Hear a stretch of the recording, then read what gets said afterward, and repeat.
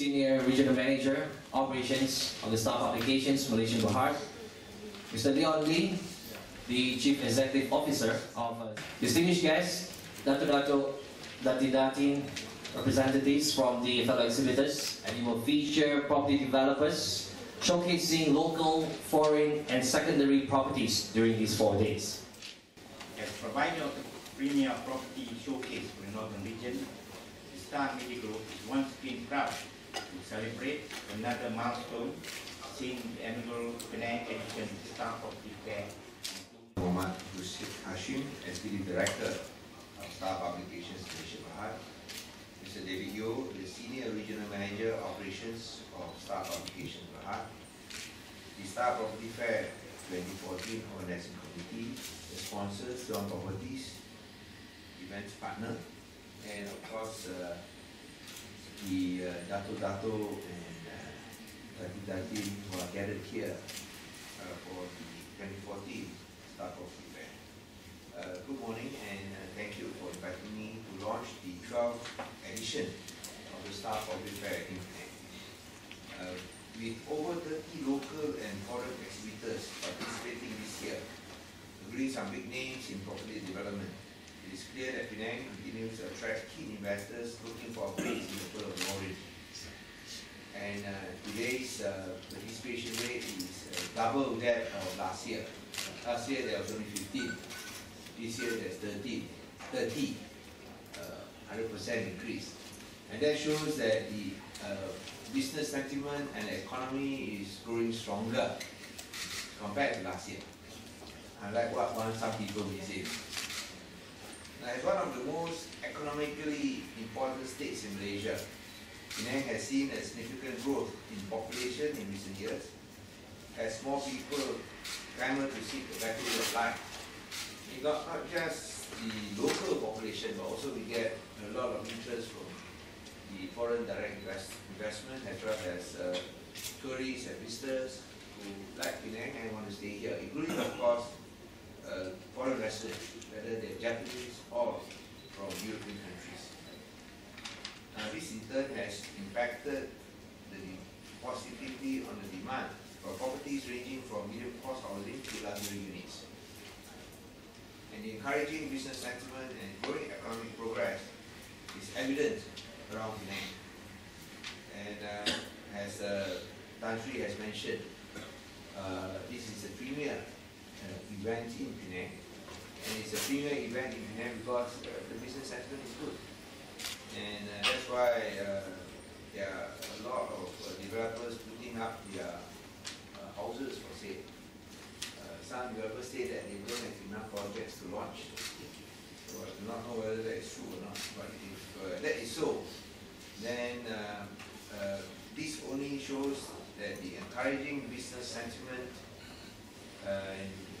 is sustained because of the foreign direct investment and local investment coming to Penang. Regardless of what those detractors who are blind to the realities on the ground may say. So let the detractors say what they wish, but I think we can see around us what is happening. And even in Beni Drive, where you can see a lot of development going on. Of course, there will be more development going on from the STP2 project, as well as a proposed reclamation for Beni Drive. So that I think this will provide a new icon, a new tourist icon in Penang. Many workers in the manufacturing industry are also working overtime. Some even compelled to do so. The stronger purchasing power this year of consumers has made sales much better this year than last year. And we can see that the export volume for Malaysia has actually grown by 13.5% for the first 5 months of the year. And when the export volume rises by 13.5%, I think one of the direct beneficiaries will be Penang, because we are manufacturing based. So normally when the export volume in Malaysia grows by 30.5%, for instance, we will grow much more. because we have a much bigger presence. And that can be seen by many workers now working overtime. Many forced to do so, against their wish. I say, you don't work overtime, you check out. So they have no choice, they work overtime. They don't want to work overtime, also cannot. And despite the fact, you work overtime, you get double pay, Still, they are forced to work so much, they don't want. But the fact that they have greater purchasing power can be seen by not only the sales, but look at our Bazaar Ramadan. Look at Penang's Bazaar Ramadan, the roaring business. Just rip-roaring business. Much better than last year. I think this is due to the fact that there's greater purchasing power. And because there's greater purchasing power, the storeholders are able to provide more variety of products, more diversity of products, and some even of quality products. And that has attracted not only locals but also those from outside Penang. So we have now seen that for our Bazaar Ramadan, there are people from Kedah, there are people from Perak who come because of the variety of the products on display. And I know that some non-Muslims also go to the Bazaar Ramadan. Yeah, so go and buy. And then you go to Bazaar Ramadan, I can tell you, I see no need, everything free one. People are rushing, The stockholder don't even have time to collect money, It's that rich-roaring. You'll be there, You agree with me, Don't say that I just talk only. Because, we always tell what is happening on the ground. Unlike some people, they issue comments from their aircon rooms in Kuala Lumpur. They are not on the ground here. They say only, we are in charge of Penang. But then they are not staying in Penang. We are staying here. We see what is happening on the ground. Of course, that one sometimes not reported.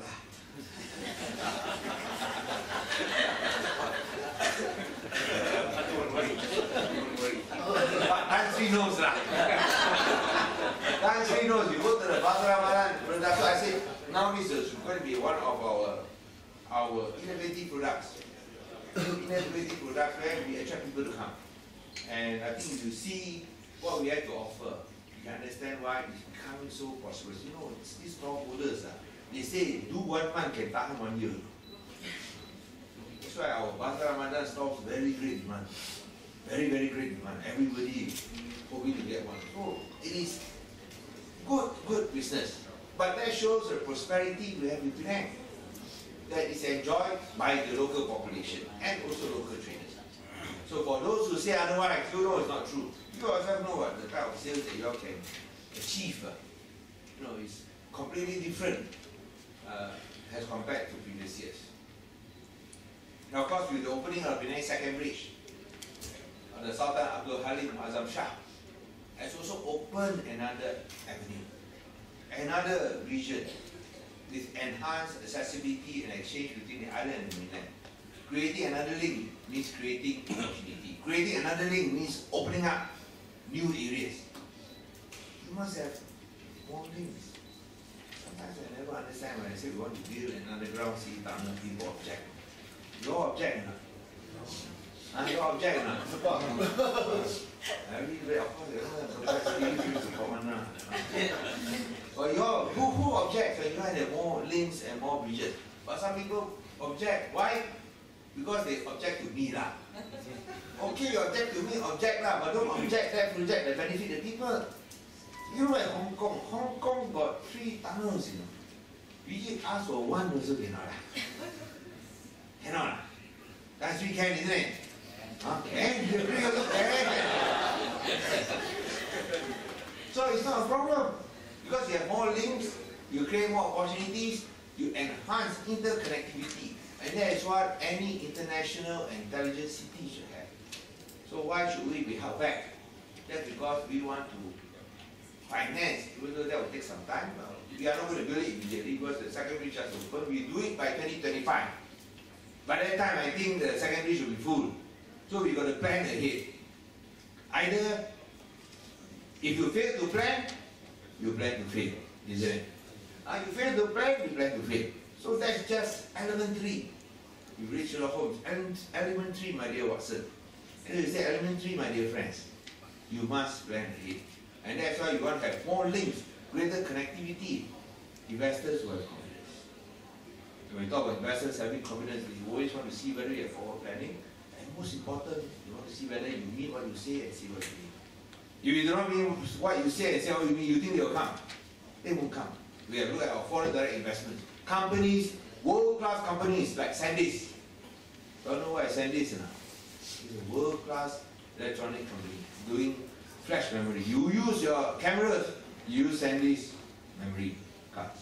They are a world-class $16 billion company. They are set at a plant all the way from Shanghai to here. Big, and of course, Taiwan.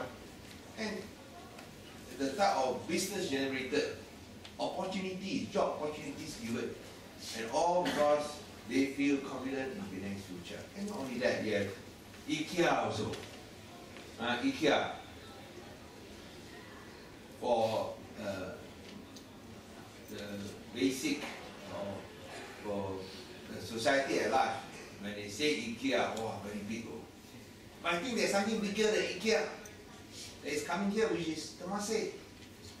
Temasek has also signed a joint venture deal with the Penang State Government. That I think is bigger than IKEA. But then you ask I think all you hear, they say IKEA bigger. So like, I understand that the women IKEA, wow. Even the men at IKEA, wow, where they shopping. Go and have what is that? Meatballs, yeah. Thank you very much. You see, I don't go to IKEA, you know. Wow, they say the IKEA meatballs very tasty. I said, huh? Got meatballs? I thought they sell furniture. You know, they're not talk anymore. So when they open, I will go and try. Not the furniture, but the meatballs. But when we talk about Temasek and IKEA, for you, you all think IKEA is bigger. For us, we think Temasek has a big impact. The fact that Temasek is willing to invest, and we're developing an 11.3 billion ringgit technology, high technology park in Batu Kawan. It is a vote of confidence. Because you know, Temasek only signs with national governments. They don't usually sign with state governments. They are signing with the Penang state government. The fact that they are willing to sign this JV deal shows tremendous confidence in Penang. When I say they show tremendous confidence in Penang, it is not with Lim Guan Eng, the Chief Minister, no. It is with the 1.6 million people of Penang. They are confident with you. That is why they come here and do business with you. So I think this shows that business sentiment is good. Of course, we hope that it can be published.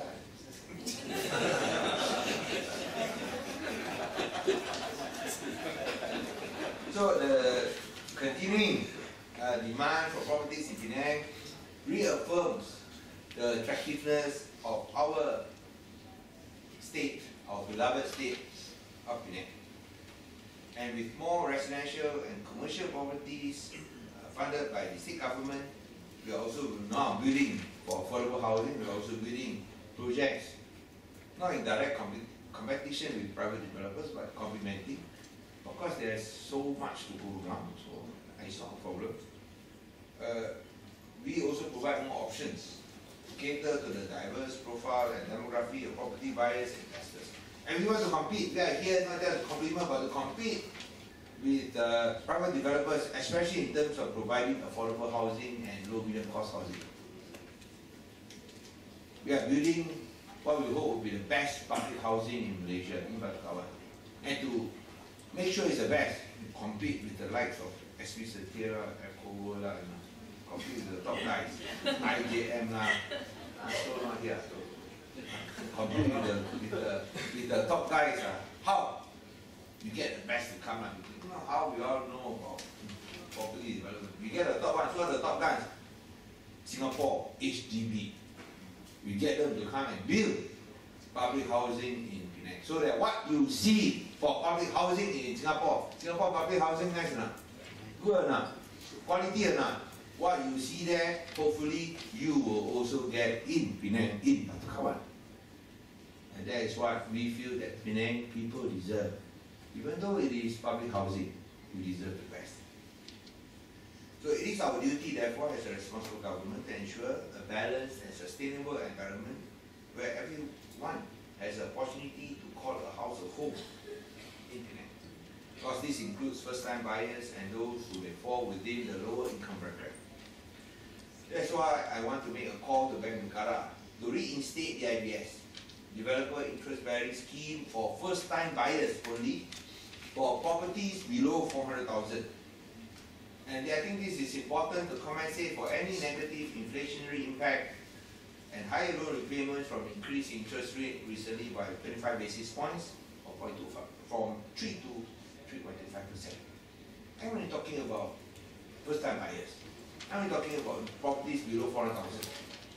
For above, you always say, oh, there's a speculation, property bubble, you've got to go and have a cooling measure. That's why we also do cooling measures in Penang, because we want the growth to be sustainable. We do not want any property bubble. Once there's a property bubble, then I think everyone suffers eventually.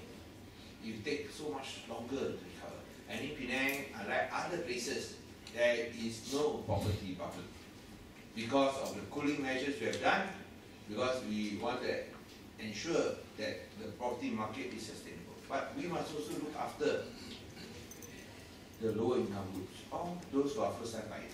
Because we can build affordable housing, we can build LMC at 2005, but if they cannot get loans, also no point. You see the Pasar Ramadan, wow, brick rolling sales, you got to fight your way through to buy things, you know. You got to fight, you got to force the fellow to take the money, you know. To buy these products, because there are so many people. But he may have the cash, but he needs the loans. Only problem now, very hard to get loans. You know, got bankers here. Hard to give loans, isn't it? We always get a complaint, very hard to get loans. That's why we say that, why don't we help those first time buyers? It's only for properties below 400,000. Do the IBS. How many first time buyers are there? How many properties below 400,000 ringgit are there? Not everybody wants to build houses below 400,000, but we are building. We want to give opportunity for first time buyers to own their own house.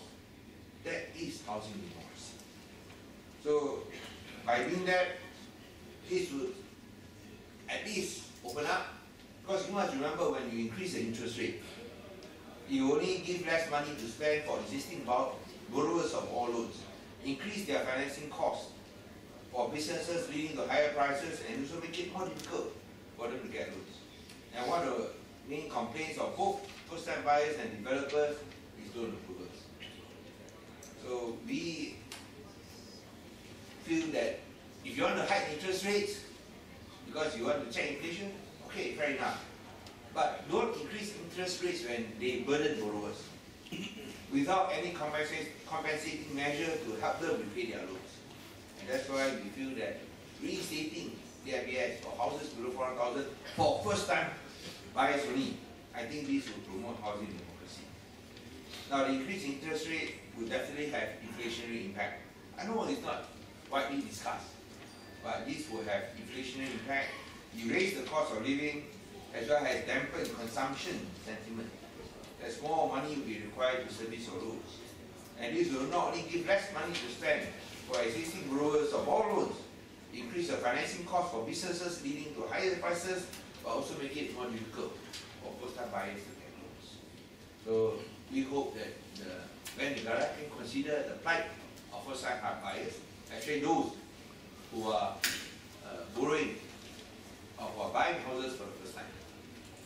So I want to thank again the Star Media Group for organizing this sportive fair for back to me, and also to wish selamat reporter to Tajri. I think it's malam 27. So we hope that in malam 27 today for Layar Zulkada, that you will get your heart's desire. So semoga akan memenuhi, menjadi impian supaya impian akan jadi realiti. So ini saya ucapkan terima kasih dan selamat menjadi. Alright, let's count down. 3, 2, 1, and here we go. Congratulations once again to Star Publications Malaysia Berhad for the official opening of the Star Property Fair 2014 here this morning. A digital photo frame, personal photo album with all the various photos of Yama Broma Tuan Ini.